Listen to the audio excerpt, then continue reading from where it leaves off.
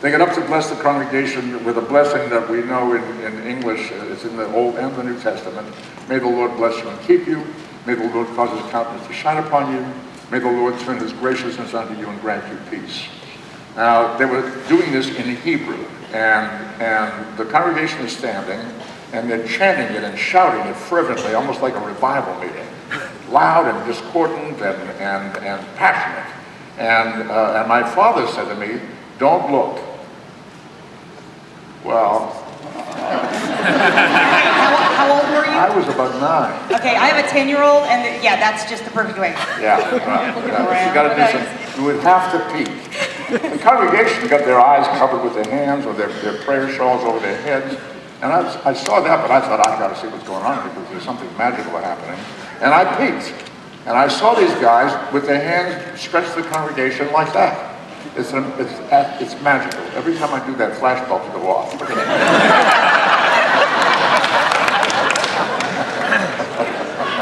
are berries in the air. So I had no idea why they were doing it or what it meant. But I was captured by it. And I decided I had to learn how to do that. So I practiced it. Years of diligent practice and self-denial. You have to do that left hand, right hand, anytime, any place. And I admit if I try to do it, I don't get as many. well, you have to work. Anyway, I had no idea it would come in handy someday. But when we were doing an episode called A Mock Time on Star Trek, written by Theodore Sturgeon, a wonderful, beautiful script, wonderful script. And we were going to Vulcan for the first time. We were going to see other Vulcans other than Spock for the very first time. And I was hoping that we would build something into the Vulcan culture, the Vulcan mythology. And when we arrived on the planet, Captain Kirk and Dr. McCoy and Spock would land on the planet. Here comes a procession to meet us. Spock was going to be married. And the lady who's going to conduct the ceremony is Chipao, wonderful actress named Celia Lofsky, very regal and powerful. And we were supposed to meet, and she said, "Welcome home." And I said, "Whatever, thanks, it's nice to be here," or whatever. And I said to the director, "Maybe we should do something special that Vulcans do when they greet." He said, "What do you have in mind?" So I thought, maybe I can do that. And he had no idea what it was all about, but he said, "Okay, let's do that." So, well, the problem was that she hadn't spent the years of diligent practice and self-denial that I had. She had trouble doing it. But I thought, we've got to find a way to get this done. So we prepared her. She held her right hand with her left hidden from the camera, and she had it ready. So when I raised my hand, she was ready, and she raised hers. And that's how it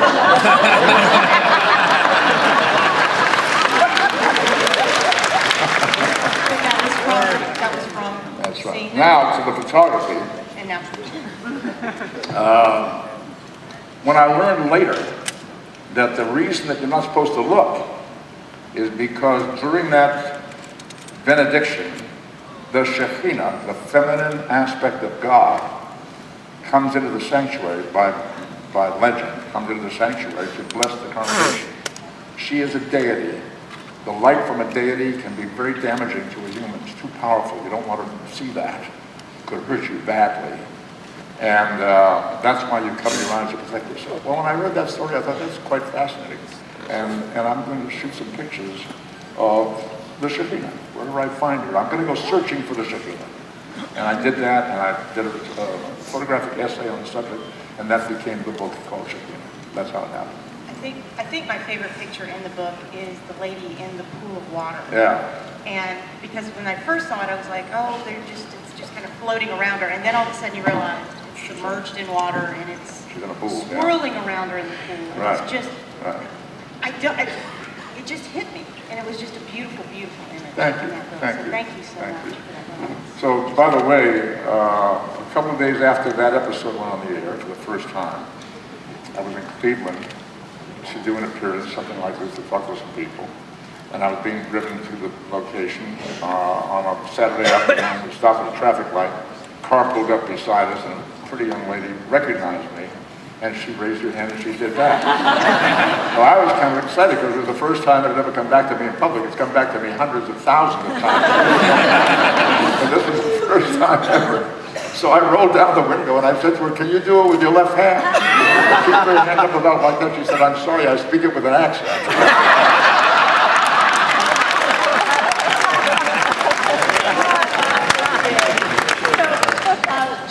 So religion, spirituality, Yeah. societal standards of beauty. What's next? Well, we're doing an interesting project now called Secret Selves, which I think this audience would find particularly accessible. There's a legend that comes to us from the ancient Greeks. Aristophanes, a Greek philosopher and playwright, posited an interesting idea to explain human angst, human anxiety. He said that humans at one time had 2 heads, 4 arms, and 4 legs. They were double people, back to back. And in all the combinations, male, female, female, female, and male, male. And they became powerful and arrogant. The gods became anxious about it and angry, and they sent Zeus to solve the problem. So Zeus took a big sword and split everybody in 2 and sent them on their separate paths. And ever since then, said Aristophanes, humans have been looking for the other part of themselves to make themselves feel whole again, to reintegrate with themselves, to feel comfortable in their skins again, that they feel something is missing, some part of me is missing. So with that idea in mind, in Massachusetts, I have a gallery in Northampton that shows my photography. We rounded up 100 people and invited them by invitation to come to be photographed by me as their other or secret or hidden or fantasy self.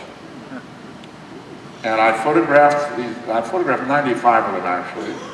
We have chosen 25 of them, and I also videotaped my conversations with all of them.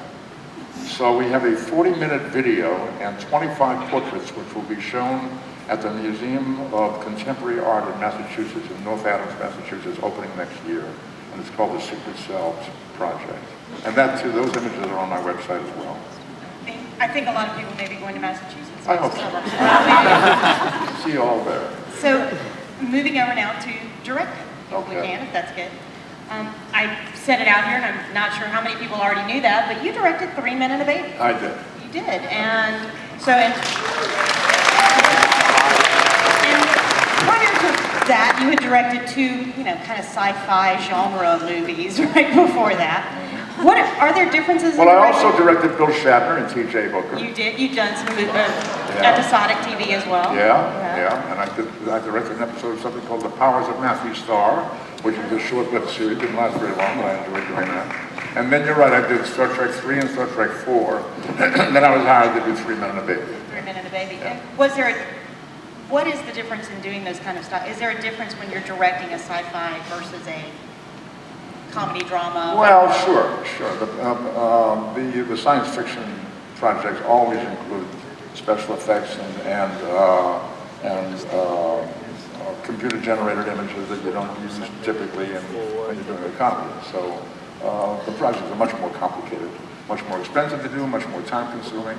You have a much broader canvas to work on, much more theatrical canvas to work on than you do when you're directing something like 3 Men and a Baby, which is very contained, mostly in an apartment, 3 guys, a baby, and whatever. Cute baby. It's very cute baby. Cute baby, Cute yes. baby. Well, now, you talked about directing T.J. Hooker, and you talked about directing Star Trek 3 and 4. Those are...